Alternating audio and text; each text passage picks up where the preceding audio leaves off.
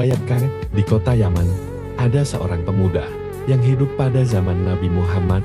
Ia bernama Uwais Al-Qarni, seorang yang fakir dan yatim, hidup berdua bersama ibunya yang lumpuh dan buta. Sehari-harinya, Uwais hanya hidup mengandalkan dari menggembala domba. Hasil dari menggembala, ia gunakan untuk menghidupi ibunya. Sedangkan, apabila ada kelebihan, terkadang ia gunakan untuk membantu tetangganya yang juga dalam kesusahan. Selebihnya Uwais sering berpuasa. Hidupnya pun ia gunakan hanya untuk beribadah kepada Allah dan berbakti kepada ibunya. Uwais merasa bersedih setiap kali melihat orang lain yang lepas pergi menemui Nabi Muhammad. Ia sendiri belum pernah menemui beliau. Ketika ia mendengar ada yang melempari Rasulullah hingga membuat giginya patah, Uwais mematahkan giginya dengan batu.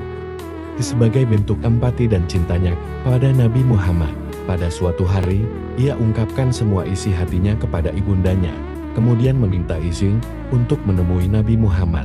Ibunya pun mengizinkannya untuk pergi ke Madinah, dan ibundanya berpesan kepada Uwais. Wahai Uwais anakku, pergilah nak. Temui Nabi Muhammad di rumahnya. Kalau sudah selesai, cepatlah kembali pulang. Dengan hati yang sangat senang dan gembira, Uwais akhirnya pergi ke Madinah. Uwais pun tiba di Madinah. Sesampainya di depan rumah Nabi Muhammad, Uwais mengetuk pintunya. Setelah pintu terbuka, ternyata yang membuka pintu bukanlah Nabi sendiri, melainkan Aisyah, istri Nabi, karena pada saat itu Nabi sedang berperang. Uwais sangat kecewa. Sudah sampai di rumah Nabi pun, Uwais belum bertemu dengan Nabi. Ia ingin sekali menunggu beliau pulang dari medan pertempuran. Namun ia teringat pesan ibunya yang menyuruhnya segera pulang. Dengan berat hati, ia akhirnya memilih untuk mematuhi ibunya dan kembali pulang dengan rasa kecewa. Ketika Nabi Muhammad pulang dari medan perang, beliau menanyakan kepada Aisyah tentang orang yang mencarinya. Aisyah pun menceritakan bahwa ada seorang pemuda dari Yaman.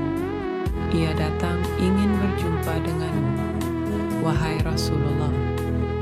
Namun, karena ibunya sudah tua dan sakit-sakitan, ia tidak bisa menunggu kedatanganmu dan memilih untuk pulang. Nabi Muhammad kemudian menjelaskan kepada Aisyah. Pada kesempatan lain, beliau juga menceritakan kepada para sahabatnya, kalau kalian ingin berjumpa dengan dia, perhatikanlah, ia mempunyai tanda putih di tengah telapak tangannya. Nabi Muhammad juga menyarankan untuk meminta doa dan istighfar darinya. Sebab ia adalah penghuni langit, bukan penduduk bumi. Bertahun-tahun kemudian, Khalifah Umar ingat dengan sabda Nabi tentang seorang Uwais. Sejak saat itu, Umar pun selalu mencari dan menantikan kehadirannya, yang biasa pada rombongan kafilah yang datang dari Yaman, hingga suatu saat, ia benar-benar bertemu dengan pemuda tersebut. Khalifah Umar dan Ali datang menemui tempat perkemahan Uwais. Keduanya lalu membuktikan perkataan Nabi mengenai tanda yang ada di telapak tangan Uwais, dan benar saja, tanda putih itu ada pada tangannya. Umar bin Khattab lalu meminta kepada Uwais untuk didoakan dan istighfar untuk mereka. Namun ditolak oleh Uwais, seraya berkata, "Sayalah yang seharusnya meminta doa kepada kalian." Lalu Umar dan Ali tetap meminta untuk didoakan. Akhirnya Uwais mengabulkannya. Setelah itu, Umar hendak memberikan jaminan hidup kepada Uwais. Namun lagi-lagi permintaan itu ditolaknya dan berkata, "Hamba mohon agar supaya hari ini saja hamba diketahui orang lain. Untuk selanjutnya biarlah hamba yang fakir ini tidak diketahui orang lagi." Beberapa tahun kemudian, Uwais meninggal dunia. Ada hal yang menarik dari meninggalnya Uwais yang menyita perhatian orang banyak. Seorang Uwais yang tidak dikenal diurus oleh banyak orang untuk ikut dalam proses pengurusan jenazah sampai pemakaman.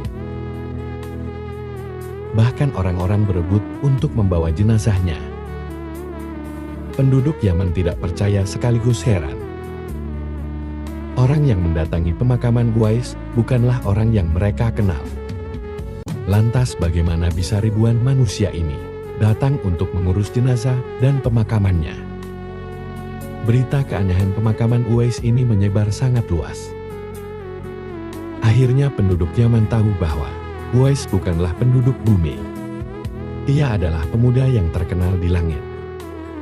Dan orang-orang yang banyak melayat tidak lain adalah malaikat yang dikirim Allah kepada Uwais.